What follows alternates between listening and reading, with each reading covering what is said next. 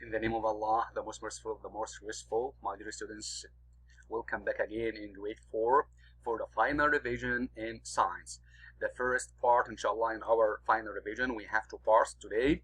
We will discuss part 1 for the first 4 lessons, lesson 1 and 2 and 3 and 4, okay? So get ready because this final revision, inshallah, will be for the final test, okay?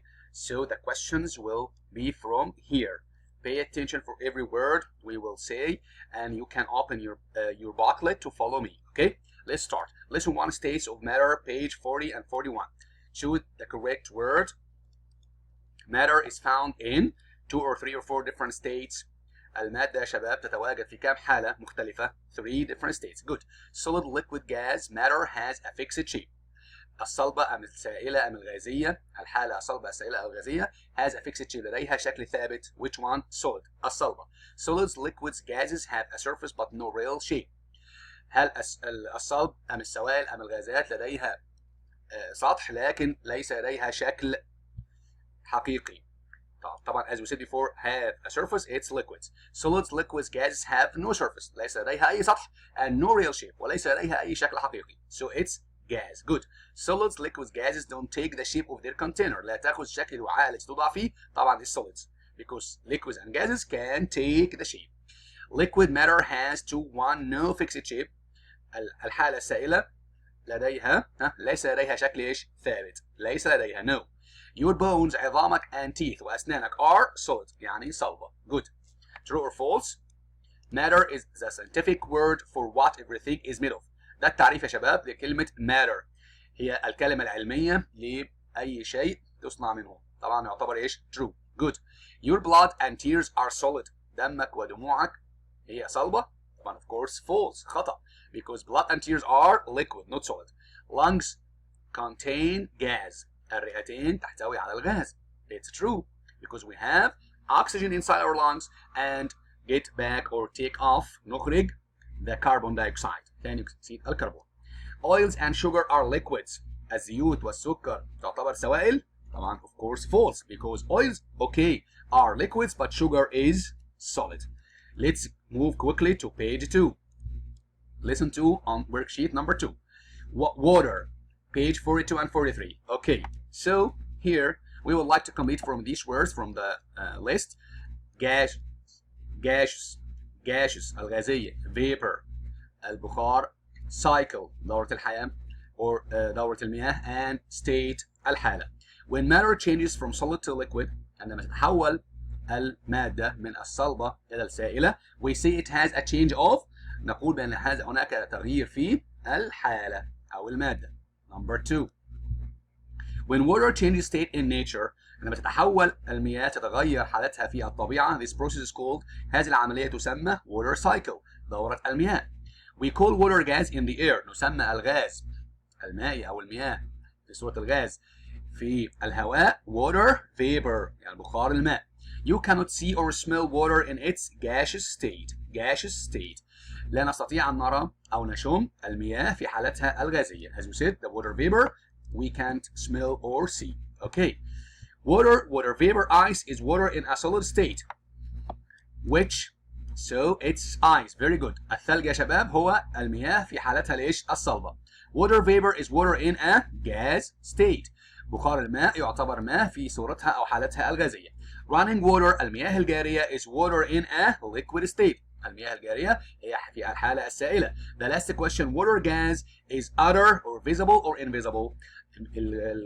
بخار الماء يعتبر غير مرئي لأن other معناها له رائحة. طبعا as we said before that it's otherless يعني بدون رائحة, and also invisible.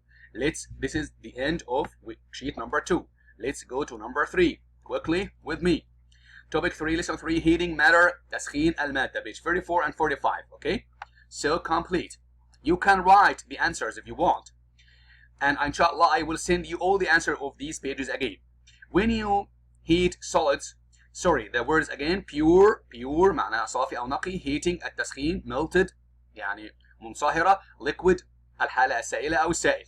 When you heat solids, they turn into, عندما نسخن يا شباب الأجسام الصلبة تتحول إلى liquid. We have the example, عندنا المثال, as the ice التلج when it changes into liquid after we heat it, okay, and after it melts. When solids become liquid, عندما المواد الصلبة تصبح سائلة, we see that they have melted. Also add the ice. Ice when it melts, عندما ينصهر, change into liquid. By heating بالتسخين metals, تسخين المعادن, at very high temperatures, درجات حرارة عالية, they melt, تنصهر. Okay? As we said, if we have iron, حديد, or gold, الذهب, and when we melt them with high temperature, they melt. Okay? Gold ore, الذهب الخام, contains pure gold. يحتوي على ذهب خالص, نقي, صافي. Okay. The next question and the last one. Metals are solids, liquids, gases. طبعا metals المعادن تعتبر solids, أجسام صلبة. Melted gold, الذهب المنصهر, is liquid, of course, تعتبر سائل. When you cool or freeze or heat butter, عندما تبرد أو تجمد أو تسخن البلر الزبدة, it melts, تنصهر. So when we heat, نسخنها. When ice melts, عندما يذوب الثلج, it turns into, يتحول إلى يا شباب, solid, liquid, gas, of course, liquid. Very good. The last page, page 4. Okay, and the last lesson, lesson 4. Cooling matter, تبريد الجسم أو تبريد المادة, page 46 and 47. Match the definition. وصل الكلمة بتعرفها يا شباب. Freezing معناها ايش؟ التجميد. What the meaning of freezing؟ التجميد أو التجمد. Means is to turn liquid into solid. تحول السائل إلى صلب. Okay? And melting الانصهار, عندما يذوب الثلج يتحول إلى سائل. So to turn solid into liquid. تحول الجسم الصلب إلى سائل. Cooling التبريد is to make solid cold. تجعل الجسم الصلب يكون بارد. This is meaning cooling. And reverse, كلمة reverse معناها يا شباب it's the opposite, يعني العكس. Very good. The last question of our final revision part 1 today. Freezing is the reverse of melting. Of course, we have here cooled, يعني مبرد. Heating, تسخين, temperatures, درجات الحرارة, temperatures, and reverse العكس. Freezing is the reverse of melting. التجمد عكس الانصهار. By cooling liquids, بتبريد السوائل at very low temperatures, بدرجات حرارة منخفضة جدا, they what? They freeze. So we need here the word temperatures. درجات حرارة منخفضة, low temperatures. Cooling is the reverse of heating. التبريد عكس التسخين طبعا, as we said millions of times before. When a liquid is cooled, عندما يتم تبريد السائل enough بدرجة كافية, it turns into أصله يتحول إلى جسم صلب. With my best wishes, Mr. Ahmad Tolba. Finally, at the end, we would like to benefit, and inshallah next time we will have part 2 of our final revision for the following and next lesson. Thank you very much, and bye-bye.